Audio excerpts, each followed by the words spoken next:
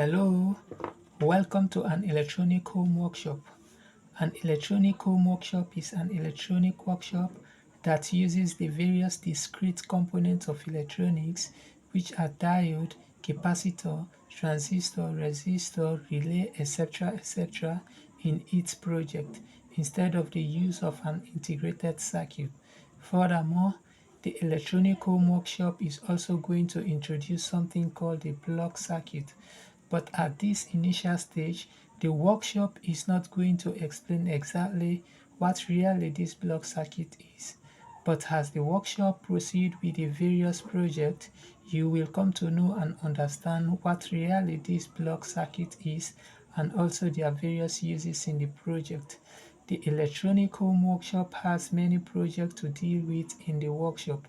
But first, let's consider latching as the first project of the workshop. The workshop is going to use the theory and the practical aspect to demonstrate latching so that viewers will simply understand latching and their practical uses. So what is latching? Latching is when a certain amount of voltage is applied to a particular component, example a relay or any circuit, and that voltage is not enough to switch on the component or the circuit, but able to build or create a torque in the component or circuit, so that if the voltage is increased by any amount until the component is switched on or the circuit started running, and then when the voltage is decreased to the initial voltage and the component still remain switched on or the circuit still continue to run, and so the component or the circuit is said to be latched. Now, as you can see from the diagram, we are going to use this diagram to demonstrate exactly latching. But what you can know here is that before you can latch any component, you can first create a torque. What is actually a torque? A torque is when you made two equal forces to pull each other against in the opposite directions. When this happens, there is no movement. They are going to stand at one positions, but they are exerting a force trying to pull each other in either side, but they cannot. When this happens, we call it a torque, or a torque is being created. But let me demonstrate this one particularly so that you will see what really the torque is or how to create a torque. For instance, we have two forces here. We have truck A here moving in this direction with a force of 20 Newton. We have truck B here. This is truck B moving in this direction, also have 20 Newton, 20 Newton. This is their midpoint. Now these are equal forces. A and B. A and B are two forces, truck pulling against each other in the opposite directions. They are trying to pull each other in the opposite directions. A is moving in this way. A is moving in this way and B is moving in this direction. They are trying to pull each other apart. But since their forces are equal, A is not going to pull B either, or B is going to pull A to this side. That will not happen because their forces are equal.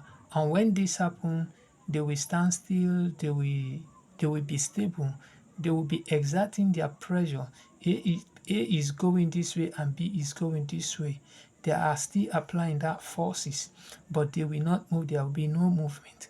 And when this happens, we call it torque. And when you created torque in a particular component, then you will be able to latch that component. Now, let's actually use this diagram to actually explain how to latch a component. And this component you are seeing here in this diagram is a relay component. We are using this relay to demonstrate latching, how to latch a relay, and also how to create a torque in a relay. As you can see, this is the relay part of the circuit, and this is just the resistor that will cause a torque to be created in a relay. As you can see, we have two resistor here.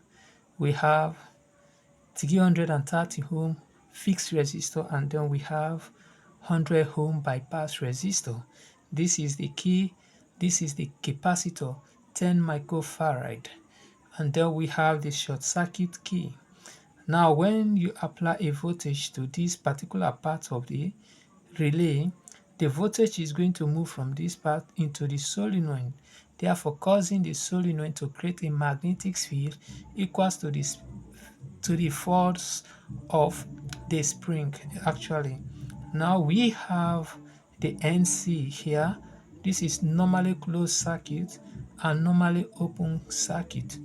Now when you apply a voltage here, the voltage is going to move from this point directly to this point when the relay is in normal stage. But when you actually apply a voltage to this circuit, what will you actually expected will happen? The relay is going to switch on automatically, meaning this pin is going to move from this point to this point. And now when you apply your voltage, the voltage will move from this point directly to this output too. Now, how to create a torque in the relay? Don't forget that this spring is actually the force that is keeping this pin to make this contact. Anyway, let's say the spring is actually using 20 Newton to actually keep this pin to this force, to this contact. Now we have the the fixed resistor. This fixed resistor is going to input a certain amount of current that is not greater than the force of the spring, so that a torque will be created. It is just going to input an amount that will create a magnetic field with a force of 20 Newton that equals to the force of the spring. Now, let's say this is the fixed resistor. You have to pass a certain amount of current here. Let's say we input 2 volts here. When you apply the 24 volts, this fixed resistor is only going to allow 2 volts to pass through the solenoid in order to create a magnetic field with a force of 20 Newton, which is equals the force of the spring. Now we have 20 Newton here. When 2 volts is passing into the solenoid, we get 2 Newton. Now when you apply this force here, this pin is not going to move from this point to make this contact because their forces are equal. When the forces are equal, there is not going to be any movement. The pin will still remain here, but since their forces are equal, they have created a torque is being created in this particular circuit here in the relay. But how to cause this pin to move from this point to make this contact? We now increase this force, the force of the spring. How to increase the force of the spring so that it will be greater than the force of this spring, so that it will attract this pin from this contact to make this contact. Now we use the bypass resistor to do that. Now let's say we have 1 volt here. The bypass resistor is only going to allow 1 volt to pass here. Now if we close this key, we are going to get 1 volt here.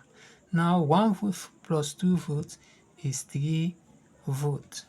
That is now passing into this solenoid. If that be the case, then this Newton, this force here, is going to increase by 10, making it to 30 Newton. And now it is greater than the force of this spring that is keeping the pin to make this contact. Now if the force here is now greater than the force of the spring, then this pin is going to be attracted from this point to make this contact.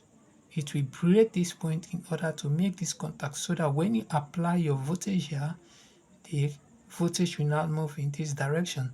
That is exactly what has happened, because the 30 Newton is greater than the 20 Newton, which is the force of the spring.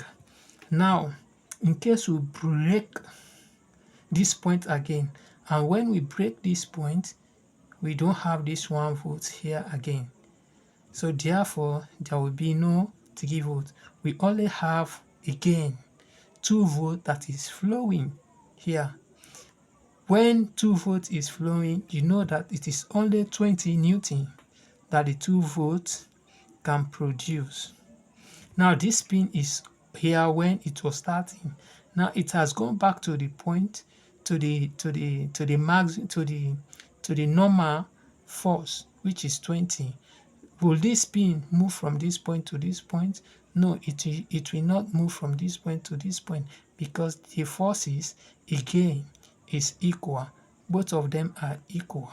Now if you want this pin to move from this point to this point, then you have to reduce this force, so that the force here, or the force of the spring, will be greater than this force, and it will cause this pin to move from this point to make this contact again. How you can do that? You can just close this short circuit key here to actually stop this 2 volt to flow into this circuit, but cause this 2 volt to actually flow to ground. Now we have a capacitor here connected across the relay. Its purpose here is to actually cause the relay to stop making noise, because certain relay, when the voltage is not stable, the relay will be causing noise. And now when you apply a capacitor across it, you will actually see that the relay will stop to create a noise. Now we have this part, and then we only have to input 24 volts here.